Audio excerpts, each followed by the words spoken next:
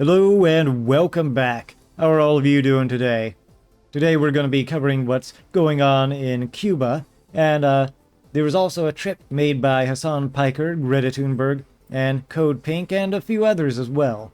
But before I cover that, I kind of want to cover what is going on in Cuba.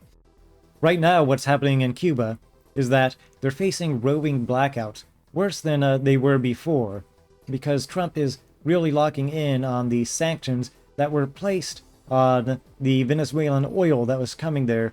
Basically, Cuba was receiving this oil illegally in return for favors to Venezuela.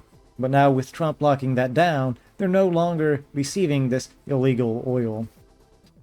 Now, I do want to clarify, they were already having blackouts, water shortages, and food shortages long before Trump did anything.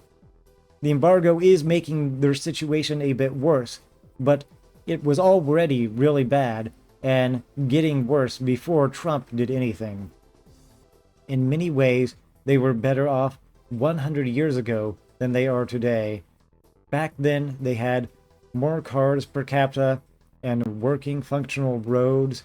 Now, many of the roads are in shambles, and again, per capita, they have far fewer cars.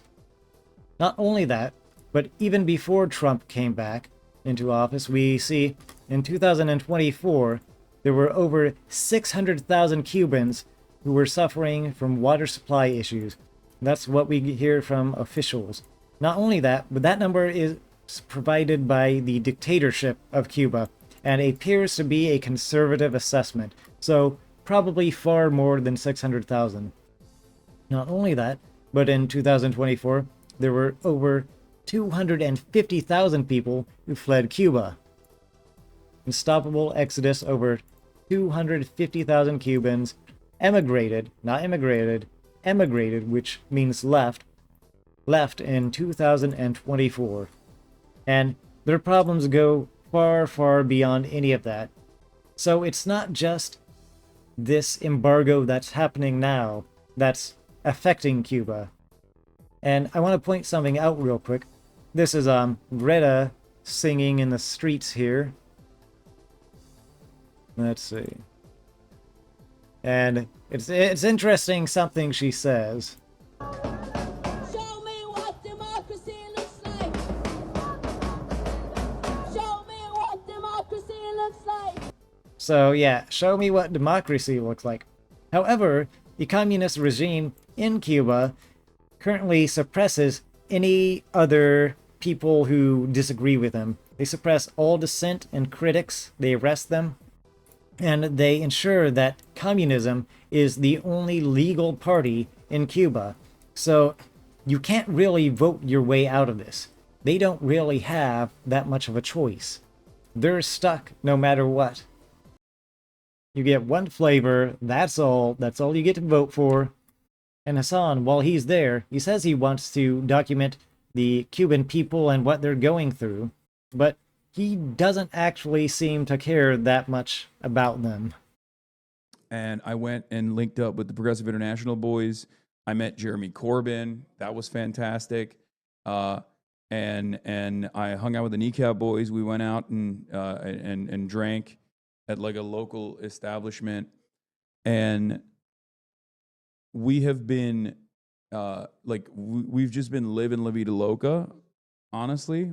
We've just been living life, living large. Yeah, so he's out there living La Vida Loca. He was at a concert over there with the kneecaps or whatnot. And he seems to be highly against anyone who disagrees with him at all.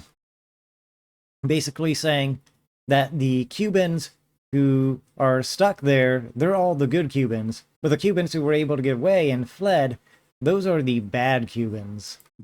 Cubans, best people, okay? So kind, so welcoming, just the best, just the absolute best people. Oh my Lord, okay? Not in Miami. Oh, dude, it's the reversal. Actually, literally like the exact opposite. Like all the good Cubans stayed here, and most of the ones that are crazy just like flew up there. I swear to God. And I was like, March, don't say anything because I noticed that the dude in the car was a Miami Cuban. I was like, don't, like, I literally went, don't say anything. And then I just asked him, I was like, where are you from? And he's like, oh, Cuba. And I was like, okay. And I just asked him about, like, you know, what his feelings are about what's going on. March actually spat some Spanish at him. Okay. And let me tell you, okay, he said, Donald Trump needs to finish the job. That's what he said. You know, obviously he was the classic, like, you know, bomb it all, like God sorted out type guy. I feel like there's this it's a very strange predicament. It's a very strange situation. They have this very weird attitude about it. On the one hand, they understand what their families' lives looked like or felt like when there was a little bit of sanctions relief, and like they could send money with ease to their families. You know what I mean? Like, it's just such a strange cognitive dissonance to experience in real time. And it's also at least a little weird that he's calling it a cognitive dissonance. I mean, he's literally a millionaire, saying that those who fled Cuba to go to Miami, that they're the ones not living in reality, that they have the dissonance. He's literally an American millionaire telling other people who are from Cuba, who fled Cuba, how to think. And I can't help but think that he's the one who's disassociated from reality and what's going on there. The people who have fled Cuba on these small little boats hoping to get away, they know firsthand what Cuba's like and why they left it. They know that there's no recovery under this current regime. And that's why they hope for this change. They hope to get the despot out of power. But at the same time, this problem didn't just start yesterday or a few weeks ago. This has been a problem in the making for a very long time. Hasan Piker is well known for loving communism and communist regimes. He went to China recently, kind of had a propaganda video there as well. And to me, this seems more like he's there just to party it up and also, at the same time, prop up another communist regime, because they actually couldn't enter without the country's permission. They need the country's permission. And again, they arrest anyone who disagrees with the communist regime, which, at least, it doesn't mean necessarily that they support it, but they don't disagree with it either. I don't want to make this whole video about Hasan Piker or Greta Thunberg, but I am highlighting them because there are many people who follow them and think how they do. I do want to point out, though, that there is good reason to want this to stop, and soon. The sooner this stops, the sooner things change, the sooner the Cuban people can get back to living their way of life, and hopefully things get better. I hope negotiations go well, or whether it's negotiations or a regime, I hope it goes well. There is mention that there is a way to keep Cuba's energy going by being able to provide oil for it and using the Vatican or the Holy See to distribute oil to the public and not to the Cuban government. So that could be something that's looked at in order to provide some relief from the Cubans. And just to sum it all up, basically, this really sucks for the Cubans who are still in Cuba, who are stuck there, who can't flee.